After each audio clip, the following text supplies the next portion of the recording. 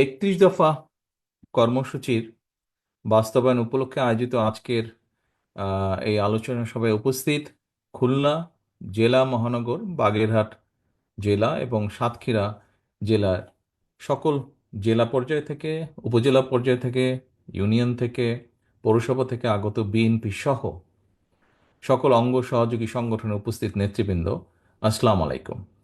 মঞ্চে উপস্থিত নেতৃবৃন্দ, আসসালামু আলাইকুম। আমি প্রথমেই আজকের এই আহ, প্রশিক্ষণ কর্মশালার যারা এখানে ঢাকা থেকে গিয়েছেন, আহ, জনাব জবিউল্লাহ সাহেব, ডক্টর পাভেল সাহেব এবং ডক্টর মাহাদি আমিন, তিনজনকে আমি অত্যন্ত আন্তরিকভাবে ধন্যবাদ জানাচ্ছি যে 31 দফার বিষয়টি আমাদের এই সকল নেতৃবৃন্দের সামনে সুন্দরভাবে তুলে ধরার জন্য, এক্সপ্লেন করার জন্য। প্রিয় সহকর্মীবৃন্দ, আজকে সারাদিন আপনারা এখানে এই 31 দফা নিয়ে আলোচনা করেছেন। একটু আগে 3 জেলার দায়িত্বপ্রাপ্ত সভাপতি বৃন্দ যেই কথাটি বললেন, তার থেকে আমি যতটুকু বুঝলাম যে আপনারা সারাদিন এখানে সময় ব্যয় করেছেন। এখন প্রিয় নেতৃবৃন্দ, এই যে আপনারা যে সময় ব্যয় করেছেন, এই সময়টা আপনারা কেন ব্যয় করেছেন? আমার ধারণা, যেই প্রশ্নগুলো, ধারণা না মানে বাস্তবতা যা বলে, এই যে আমি আপনাদের সাথে কানেক্টেড হওয়ার পরে, যুক্ত হওয়ার পরে আপনারা আমার কাছে কিছু জিনিস জানতে চেয়েছেন। এর আগে নিশ্চয়ই ঢাকা থেকে যারা গিয়েছেন আলোচনা করার জন্য, তাদের কাছেও আপনারা জানতে চেয়েছেন। আমরা কি তাহলে ধরে নেব আপনাদের এই জানার পিছে কারণটা হচ্ছে এটাই যে আপনাদের কাছেও জনগণ জানতে চায় নিশ্চয়ই এরকম বিষয়গুলো, তাই না? এবং সেই জিজ্ঞাসাগুলো আপনারা আবার যারা যারা সুযোগ পেয়েছেন জিজ্ঞাসা করার, তারা তারা আবার মঞ্চে যারা নেতৃবৃন্দ আছে তাদেরকে জিজ্ঞেস করেছেন। এখন নেতৃবৃন্দ, এই যে আপনাদের জিজ্ঞাসাটা যদি জনগণের জিজ্ঞাসা হয়ে থাকে, জনগণের জিজ্ঞাসা হয়ে থাকে, তাহলে জনগণ আপনাদেরকে কেন জিজ্ঞেস করছে? সেটি জনগণ আপনাদেরকে কেন জিজ্ঞেস করছে? আমরা খুব সহজভাবে যদি চিন্তা করি, জনগণ আপনাদেরকে জিজ্ঞাসা করছে, খেয়াল করে দেখবেন আপনাদেরকে যারা জিজ্ঞাসা করছে তারা যে সকলে বিএনপি বা ধানের শীষের ভোটার তা না। এমন অনেক লোকও আছে, এমন অনেক মানুষও আছে যারা আপনাদেরকে বিভিন্ন সময় বিভিন্ন বিষয় নিয়ে জিজ্ঞেস করেছে, 31 দফার বিষয় নিয়ে, এবং আপনি জানেন যে এই মানুষটি হয়তো ধানের শীষে ভোট দেয় না, কিন্তু তারপরেও সে আপনার কাছে জিজ্ঞেস করেছে। এরকম নিশ্চয়ই হয়েছে, আপনাদের সাথে হয়েছে না? এরকম ঘটনাও হয়েছে যে ধানের শীষে ভোট দেয়, বিএনপিকে ভোট দেয়, এরকম মানুষ যেমন জিজ্ঞাসা করেছে, তার বাইরের মানুষও জিজ্ঞেস করেছে। করেছো তো নাকি? আমার কাছে হয়েছে। আ- এরকম কি হয়েছে আপনাদের কারো কাছে? ভাই থাকলে হাত তুলেন, আমি দেখতে পাচ্ছি তো যে বিএনপি করে না, কিন্তু এরকম মানুষ আপনাদের কাছে জানতে চেয়েছে, ভাই 31 দফার মধ্যে এই নাই কেন, বা ওই নাই কেন, বা এটা সংযুক্ত করেন, বা এটা কি হবে, নিশ্চয়ই জিজ্ঞেস করেছে। তো সব ধরনের মানুষ যখন কম বেশি জিজ্ঞেস করছে, কেন জিজ্ঞেস করছে? কারণ মানুষ কিন্তু বিশ্বাস করে যে আচ্ছা ঠিক আছে, সামনে ইনশাল্লাহ নির্বাচন হলে বিএনপির সবচেয়ে বেশি সম্ভাবনা সরকার গঠন করার, মানুষের সমর্থন নিয়ে বিএনপির সম্ভাবনা, বিএনপি নামক যে রাজনৈতিক দলটি, এই দলটির সম্ভাবনা সবচাইতে বেশি সরকার গঠন করার। এবং সরকার গঠন করলে এরাই মানুষের জন্য এবং দেশের জন্য কিছু করতে পারবে বলে মানুষের সেই আস্থা বা বিশ্বাসটা আছে।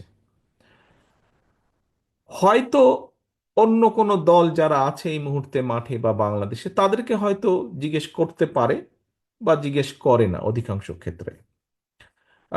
যেমন আরেকটি উদাহরণ দেই, এটি হয়তো কেউ কেউ একটু ভিন্নভাবে, অন্যভাবেও এটাকে তুলে ধরতে পারেন, বাট আমি সহজ চোখে যা দেখি, কোনো এলাকায় যদি আপনি যান, আপনি সাধারণ ওই এলাকার সাধারণ মানুষকে যদি জিজ্ঞেস করেন, আচ্ছা এখানে বিএনপির নেতাকে, ঠাস করে আপনাকে নামটা বলে দিবে যে আচ্ছা অমুক অমুক অমুক বিএনপির নেতা। আহ, ঠিক একইভাবে পতিত যে স্বৈরাচার, পলাতক যে স্বৈরাচার, তাদের যে দল, তাদের দলের নাম জিজ্ঞেস করলেও হয়তো বলে দিবে মানুষ। আরো অনেক রাজনৈতিক দল আছে, সেই সব রাজনৈতিক দলের কারো নাম যদি জিজ্ঞেস করেন, তখন কিন্তু লোকজন একটু চিন্তা করবে, কে কে কে কে জানি এরকম চিন্তা করবে। এটা কি আপনারা একমত আমার সাথে এই ব্যাপারে? আচ্ছা, ঠিক আছে, একমত। তো এখন ঘুরে আমি ওই জায়গাটায় আসি যে কেন আপনাদেরকেই জিজ্ঞাসা করে, যখন জানে যে আপনি বিএনপির লোক, বিএনপি করেন, আপনি বিএনপির একজন নেতা বা কর্মী, যে আচ্ছা শিক্ষা নিয়ে কি করবা, স্বাস্থ্য নিয়ে কি করবা, নারীদের কর্মসংস্থান বা পুরুষদের কর্মসংস্থান, বেকার সমস্যা, এগুলো নিয়ে কি করবা, এই যে আলোচনাগুলো করে, ঘুরে ফিরে কিন্তু সব এক জায়গায়, কারণ জানে যে এই দলটি সক্ষম দেশের জন্য, মানুষের জন্য কিছু করার। এখন নেতৃবৃন্দ, তাই যদি হয়ে থাকে, আমি যেই কথাটি বললাম, হতে পারে আমি 15 বছর আগে দেশে ছিলাম, 15-16 বছর আগে দেশে ছিলাম, 15-16 বছর আগে আমি এই এই ফিলিংসটি দেখে এসেছি বা এই বিষয়টি দেখে এসেছি। এর মধ্যে এই বিষয়টি সম্পর্কে আপনাদের কাছ থেকে জেনেছি, অর্থাৎ গত কয়েক বছর ধরে আপনাদের সাথে যে আমার ইন্টারাকশন, তার মাধ্যমে জেনেছি। বাস্তবে মাঠে আপনারা আছেন। আমি যেই কথাটা এতক্ষণ আপনাদের সামনে তুলে ধরলাম, মানুষের চিন্তাধারার যে একটা সাইড আমি তুলে ধরলাম, আপনারা কি আমার সাথে মানে এই বিষয়ে কি আপনারাও একমত যে আসলেই মানুষ আমাদেরকেই জিজ্ঞেস করে, বিএনপির নেতাকর্মীকেই জিজ্ঞেস করে? এটা কি আপনারা একমত আমার সাথে? মানে আমি যেটা চিন্তা করছি, এটা কি সঠিক না ভুল, এটা আমি জানতে চাইছি। আপনারা কি মনে করেন যে আমি যা বলেছি কম বেশি সঠিক বিষয়টি, যে মানুষ বিএনপির কাছে জানতে চায়? বাগেরহাটের নেতারা এখানে কি ডিফারেন্ট চিত্র বাগেরহাটে, নাকি একই রকম চিত্র কম বেশি? আচ্ছা, ঠিক আছে, ধন্যবাদ। সাতক্ষীরা নেতৃবৃন্দ, আমি যেটি বলেছি এটা কি একই রকম আচ্ছা, সাতক্ষীরাতে তো আরো জোরে সোরে হাত তুললো। এখন নেতৃবৃন্দ, আসেন তাহলে। এই যে দেখেন, আপনারা জিজ্ঞাসা করলেন, কেন জিজ্ঞাসা করলেন, যে মানুষ আপনাদের কাছে জানতে চায়, তারই রিফ্লেকশন হিসেবে আপনারা আজকে জিজ্ঞেস করলেন। মানুষ কেন জানতে চায়? মানুষ বিশ্বাস করে যে সম্ভাবনা কার বেশি আগামী দিনে দেশকে পরিচালনা করা। তো নেতৃবৃন্দ, তাই যদি হয়ে থাকে, এবং তার আরেকটি বড় প্রমাণ, আপনারা সারাটা দিন এখানে আজকে ব্যয় করেছেন, আপনি আপনার সময় ব্যয় করেছেন, আপনি যে ট্রান্সপোর্টেশনে এসেছেন সেখানে অর্থ ব্যয় করেছেন, এই যে বসে থেকে শুনেছেন, তার জন্য একটা এনার্জি প্রয়োজন, এনার্জিটা ব্যয় করেছেন। তো এখন অনেকে অনেক কথা বলবে, অনেকের অনেক রকম থিওরি আছে, অনেক রকম বক্তব্য আছে, থাকাটাই স্বাভাবিক। এবং আমরা সেটা আশাও করি যে প্রত্যেকে প্রত্যেকের মনোভাব তুলে ধরবে, প্রত্যেকে প্রত্যেকের কথা বলবে। এটাই গণতন্ত্রের বিউটি, বা এটাই গণতন্ত্রের সবচেয়ে বড় বিষয়, যে প্রত্যেকে প্রত্যেকের মনোভাব। কিন্তু প্রিয় নেতৃবৃন্দ, দিন শেষে কি, দিন শেষে কিন্তু একজন বেকার জানতে চাইবে তার বেকারত্বের অভিশাপ ঘুচানোর জন্য আপনি কি পদক্ষেপ গ্রহণ করছেন বা করতে চান। আপনি, একজন বাবা মা দিন শেষে জানতে চাইবে যে তার সন্তানের লেখাপড়ার ব্যাপারে আপনি বিএনপি হিসেবে, দল হিসেবে সুযোগ পেলে কি পদক্ষেপ গ্রহণ করবেন, যে তার সন্তানের লেখাপড়া সঠিকভাবে হবে, এই ব্যাপারে কি পদক্ষেপ গ্রহণ করবেন। একজন পরিবারের বাবা মা বা পারিবারিকভাবে প্রত্যেক পরিবারের সদস্য জানতে চাইবে যে তাদের জন্য, তাদের চিকিৎসার জন্য বিএনপি নামক দলটি কি ব্যবস্থা গ্রহণ করবে যদি তারা দেশ পরিচালনার সুযোগ পায়। ব্যবসায়ীরা জানতে চাইবে যে তাদের ব্যবসা যাতে তারা নির্বিঘ্নে করতে পারে, বা মানুষ যাতে নির্বিঘ্নে সমাজে চলাচল করতে পারে, তার জন্য আপনি আইন শৃঙ্খলার ব্যাপারে কি ব্যবস্থা গ্রহণ করবেন।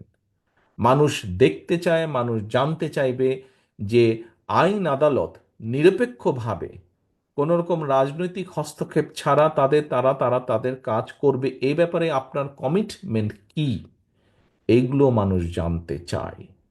মানুষ জানতে চায়, এই আপনাদের প্রশ্নের মাধ্যমেই এগুলো ফুটে উঠেছে। এখন আমাদের বিভিন্ন বিষয়ে বিভিন্ন থিওরি থাকতেই পারে।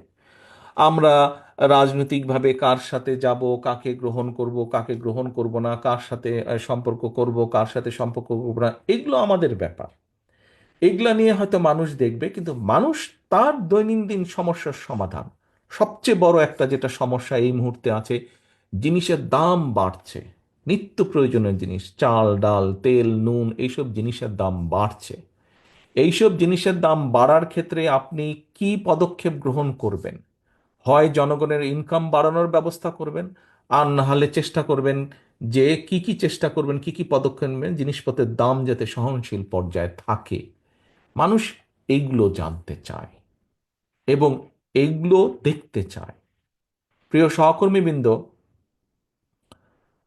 বাংলাদেশ জাতীয়তাবাদী দল আমাদের প্রিয় দল, যেই দলের জন্য আপনারা জীবনের বহু সময় ব্যয় করেছেন, যেই দলের জন্য আপনারা অত্যাচারিত হয়েছেন, নির্যাতিত হয়েছেন, জেল জুলুম খেটেছেন, যেই দলকে আজকে আপনারা প্রতিষ্ঠিত করে তুলেছেন, এই দলের মূল উদ্দেশ্য বা লক্ষ্যই হচ্ছে, অথবা এই দল যতবার অতীতে ছিল, যেমন এখানে একজন প্রশ্নকর্তা বলেছেন যে আমাদের বিউটি আপা উনি বলেছেন যে শহীদ জিয়া, দেশনেত্রী খালেদা জিয়া যখন সুযোগ পেয়েছেন ওনারা নারীদের জন্য কি কি পদক্ষেপ করেছেন, শিক্ষার জন্য কি করেছেন। আরেকজন বলেছেন খুব সম্ভব মৃণাল কান্তি, উনি বোধহয় বলেছেন যে আহ, বিএনপি যখন সুযোগ পেয়েছে, এই যে বাংলাদেশে দুটো বড় সেক্টর বৈদেশিক মুদ্রা অর্জনের, একটি হচ্ছে গার্মেন্টস, আরেকটি হচ্ছে আমাদের প্রবাসী ভাইদের রেমিটেন্স, এই দুটোই কিন্তু শহীদ জিয়ার অবদান, এই দুটোই কিন্তু বিএনপির অবদান। অর্থাৎ বিএনপি এই দুটোকে শুরু করেছে, তারপরে পর্যায়ক্রমিকভাবে এগিয়েছে, কম বেশি হয়তো পরবর্তী সরকার কেউ কম করেছে, কেউ বেশি করেছে, কেউ ভালো করেছে, মন্দ করেছে, সেটা হচ্ছে অন্য ব্যাপার, বাট শুরু করেছে বিএনপি। কাজেই জনগণ জানতে চায় যে এরকম শিক্ষার ব্যাপারে, এরকম কর্মসংস্থানের ব্যাপারে যেভাবেই হোক আপনারা কি করছেন, এইগুলা করেছে, সেই জন্যই মানুষ দেখেছে, মানুষ করেছে। এখন আমাদের দায়িত্ব হচ্ছে যে আমরা কি চাই, কি করেছি, কি করতে চাই, দেশের জন্য ভালো কি করেছি, দেশের জন্য ভালো কি করতে চাই, মানুষের জন্য ভালো কি করেছি, মানুষের জন্য ভালো কি করতে চাই, এই কথাগুলো নিয়ে যাওয়া মানুষের কাছে।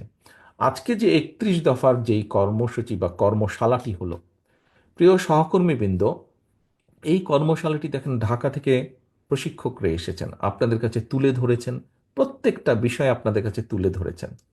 এখন এইটি কি 31 দফা কি শুধু আমাদের জন্য, আমাদের দলের নেতাকর্মীর জন্য? তাই কি 31 দফা কি শুধু আমাদের দলের নেতাকর্মীদের জন্য? তাহলে কাদের জন্য 31 দফা? 31 দফা কার জন্য? ইয়েস, দেশ এবং জনগণের জন্য। তাহলে এখানে আহ, খুব সম্ভব আয়েশা সিদ্দিকী উনি একটি বলেছিলেন মহিলাদের ব্যাপারে যে ওনারা 31 দফা মানুষের কাছে নিয়ে নিয়ে যেতে চান। আমি বলেছিলাম যে এটা তো আপনাদেরকে উদ্যোগ গ্রহণ করতে হবে।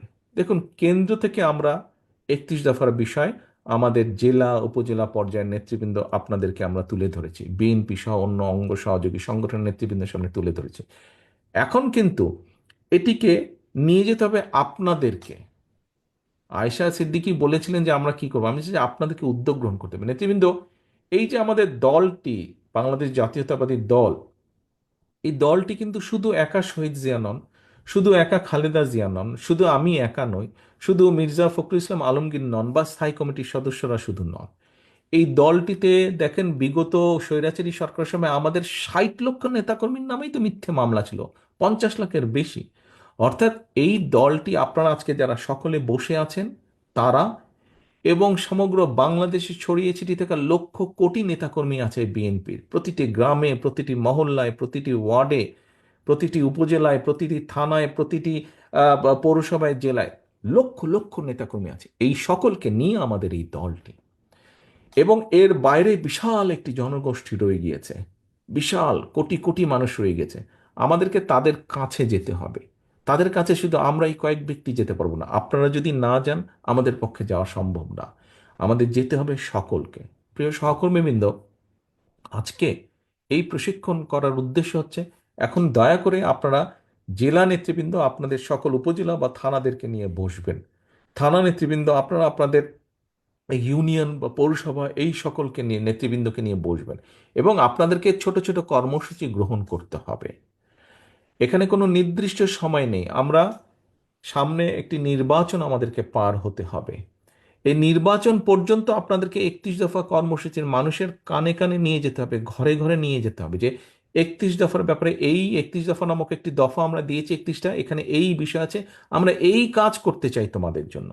অনেকগুলো বিষয়, যেমন আপনাদের প্রশ্ন উত্তরে অনেকগুলো বিষয় উঠে এসেছে, আপনারা বলেছেন, আমরা বলেছি, আমাদের অবস্থান থেকে আপনাদের চেষ্টা করেছি আপনাদের প্রশ্নের একটি সন্তোষজনক জবাব দেওয়ার জন্য। ঠিক একইভাবে আপনাদেরকে জনগণের কাছে যেতে হবে। সহকর্মীবৃন্দ, জনগণকে নিয়ে এই দেশ, এই দেশের মালিক হচ্ছে জনগণ। এন্ড অফ দ্য ডে কিন্তু জনগণ ডিসাইড করবে আমরা পপুলার কি পপুলার না। এন্ড অফ দ্য ডে, দিনের শেষে এটা কিন্তু ডিসিশন নেবে জনগণ। কাজেই বক্তৃতা বিবৃতিতে মাঝে মাঝেই আমি একটি কথা বলি, জনগণের সঙ্গে থাকুন, জনগণকে সঙ্গে রাখুন, জনগণের সাথে থাকুন, জনগণকে সাথে রাখুন। প্রিয় নেতাকর্মীবৃন্দ, আমরা রাজনৈতিক দল এখানে উপস্থিত প্রত্যেকটি মানুষ আপনার রাজনৈতিক কর্মী। আপনি একজন রাজনৈতিক কর্মী বা একজন রাজনৈতিক নেতা হিসেবে আপনার পিছনে যদি পাবলিকই না থাকে, তো আপনি কিসের রাজনৈতিক নেতা, কিসের রাজনৈতিক কর্মী? আপনার পিছনে যদি পাবলিকই না থাকে, ও আর নাম সর্বস্ব নেতা আপনি হবে, তো লাভ আছে কোনো ওরকম হয়ে? ওরকম হয়তো কোনো লাভ নেই। আমাদের একজন রাজনৈতিক কর্মী হিসাবে আমাদের সবচেয়ে বড় সার্থকতা কি? যখন এই যে আপনি ঘর থেকে যখন বের হন, আপনি ঘর থেকে বের হয়ে ধরেন আপনার নাম হচ্ছে গিয়ে হিরণ কুমার। তো হিরণ কুমার কি আপনি একা শুধু? হিরণ কুমার কি আরো শত শত হাজার হাজার হিরণ কুমার নাই? কিন্তু খেয়াল করে দেখেন তো, হিরণ কুমার হিসেবে আপনি যখন বের হন, মানুষের সম্মান বা সালাম আপনি যেটা পান ঘর থেকে দিনে বের হওয়ার পরে, আপনার মতো অন্য হিরণ কুমার যারা আছে তারা কি পাচ্ছে সেটা? তাদেরকে হয়তো কেউ চেনেই না। কিন্তু আপনি কেন পাচ্ছেন? আপনি এই জন্য পাচ্ছেন যে আপনি এই দলের একজন নেতা, সেই জন্য কিন্তু আপনি সম্মান পাচ্ছেন, মানুষের 10টা মানুষের সালাম পাচ্ছেন।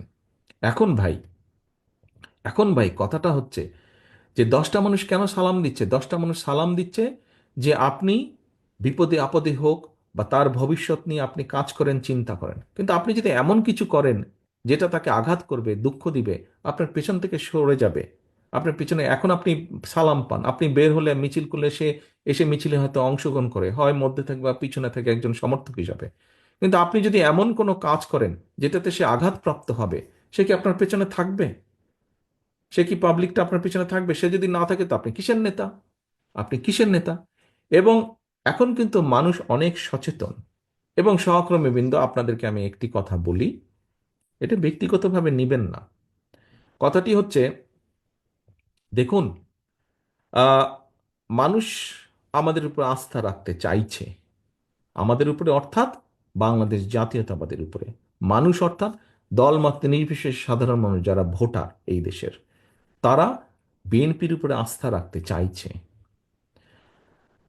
এই আস্থা যদি নষ্ট করার জন্য কেউ কোনো কাজ করে, এমন কোনো কাজ করে যেটাতে আস্থা নষ্ট হবে, তাহলে ভাই তাকে তো আমাদের পক্ষে, আমার পক্ষে টানা সম্ভব না, টানবো না আমি তাকে, তাকে শেল্টার আমি দেব না।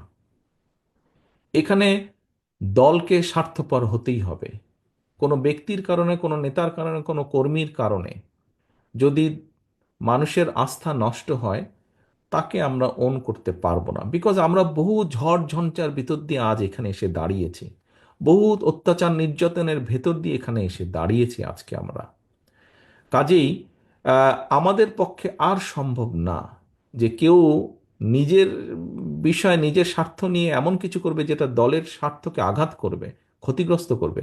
তাকে আমাদের পক্ষে টানা সম্ভব না। হ্যাঁ, অনেকে ইদানিং কিছু কিছু লোক বলার চেষ্টা করে যে দেখুন, আপনারা নয় কি করছেন, আমাদের মধ্যে কেউ কেউ করেছে, কোনো কোনো সদস্য ভুল করেছে, বিভ্রান্ত হয়েছে, কিছু কিছু আপত্তিকর কাজ করেছে, আমরা আমাদের দলের সাথে তার সম্পর্কটা ছিন্ন করেছি।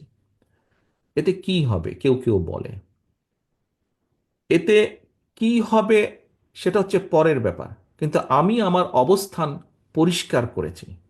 হ্যাঁ, হয়তো সবগুলা ব্যাপার আমরা এরকম আরো কেউ কেউ করছে, আমরা হয়তো সবগুলা ব্যাপার অ্যাড্রেস করতে পারছি না। যতটুকু আমরা জানছি আমরা সাথে সাথে ব্যবস্থা গ্রহণ করছি, যখন যেটা জানবো ব্যবস্থা গ্রহণ করছি, আমাদের অবস্থান পরিষ্কার করছি। এখন ওই যে বললাম, কেউ যদি বলে হ্যাঁ আপনি বের করে দিলেন কি হবে, বের করে দিয়ে অন্তত একটি বিষয় আমি বলতে চাই। সেই বিষয়টি হচ্ছে, সমাজে যে খারাপ মানুষ নাই তা তো না, ভালো মন্দ সবকিছু মিলিয়ে মানুষ, কিন্তু যে খারাপ তার সাথে আমরা সম্পর্ক রাখতে চাই না। যে অন্যায় করে, যে কিছু করে, তার সাথে আমরা সম্পর্ক রাখতে চাই না। অন্তত এই ব্যাপারে আমরা মুখে বলবো একটা, কাজে করবো আর একটা, তা নয়। যা আমরা মুখে বলছি, আমরা চেষ্টা করব আমাদের কাজের মধ্যেও তার রিফ্লেকশন বা প্রতিফলন থাকবে। সেজন্যই আমরা ব্যবস্থা গ্রহণ করছি। একটি রাজনৈতিক দল হিসাবে, একটি সংগঠন হিসাবে যেটি আমরা সর্বোচ্চ করতে পারি, আমরা সেটিই করছি, সেটি করার চেষ্টাই আমরা করছি, সেটি ইনশাল্লাহ আমরা করব। এখন আমরা যদি আজকে সরকারে থাকতাম, তাহলে আমরা যেটা করতে পারতাম, যারা এসব কাজ করছে দলের সাথে তাদের সম্পর্ক আমরা ছিন্ন করতাম তো অবশ্যই, একই সাথে দেশের আইন অনুযায়ী আমরা তাদের বিরুদ্ধে ব্যবস্থা গ্রহণ করতে পারতাম। কিন্তু সেই অবস্থানে এই মুহূর্তে আমরা নেই, সেই অবস্থানে এই মুহূর্তে আমরা নেই। কাজেই সেই অবস্থানে যদি ইনশাল্লাহ আমাদের যাওয়ার সুযোগ হয়, আজকে যেমন শুধু দলের সাথে সম্পর্ক ছিন্ন করছি, এর পরবর্তীতে সরকারি অবস্থানে থাকলে তখন যেহেতু আমাদের একটি সুবিধা থাকবে, অন্যায়কারী যেই হোক না কেন আমরা মুখে যেটা বলি আমরা সেটা বাস্তবায়নের চেষ্টা করব। এর কোনো নড়চড় হবে না, এর কোনো নড়চড় হবে না। কারণ কারণ জনবিচ্ছিন্ন যদি হয় কেউ, একটি রাজনৈতিক দল, রাজনৈতিক নেতা, রাজনৈতিক কর্মীরা যদি জনবিচ্ছিন্ন হয়, জনবিচ্ছিন্ন হলে জনগণের বিরুদ্ধে, দেশের বিরুদ্ধে কাজ করলে কনসিকুয়েন্সেস বা পরিণতি কি হয়, ভাই আমরা 5ই আগস্ট দেখেছি, দেখেছি না আমরা? 5ই আগস্ট দেখেছি। 5ই আগস্ট থেকে অনেক কিছু আমাদের শেখার আছে, 5ই আগস্ট থেকে অনেক কিছু আমাদের বোঝার আছে। কাজেই প্রিয় সহকর্মীবৃন্দ, আমরা 31 দফার কর্ম প্রশিক্ষণ আজকে করেছি। এই 31 দফার সাথে সাথে 31 দফা যেমন জনগণের কাছে নিয়ে যাব, 31 দফার মাধ্যমে আমাদেরকে রিয়েলাইজ করতে হবে, আমাদেরকে একটি বাস্তবায়ন করতে হবে। জনগণের পাশে থাকতে হবে, জনগণের সঙ্গে থাকতে হবে, জনগণকে সঙ্গে রাখতে হবে। জনগণ থেকে যদি দূরে চলে যাই আমরা, ওই 5ই আগস্টের পরিণতি কিন্তু হবে। 5ই আগস্টের পরিণতি হবে। কাজে 5ই আগস্টের পরিণতি থেকে যদি বাইরে থাকতে হয়, যেই রাজনৈতিক দলকেই বাইরে থাকতে হোক না কেন, তাদেরকে জনগণের সাথে থাকতে হবে, জনগণকে সঙ্গে রাখতে হবে। আমি জানি সারাদিন আপনারা এখানে আছেন, অনেকে অনেকক্ষণ ধরে এই প্রশিক্ষণের মধ্যে আছেন, ধৈর্যচ্যুতিও ঘটছে আর অনেকেরই। কিন্তু আমার আর মাগরিবের টাইমও হয়ে গেছে, আমার বক্তব্য বাড়াবো না।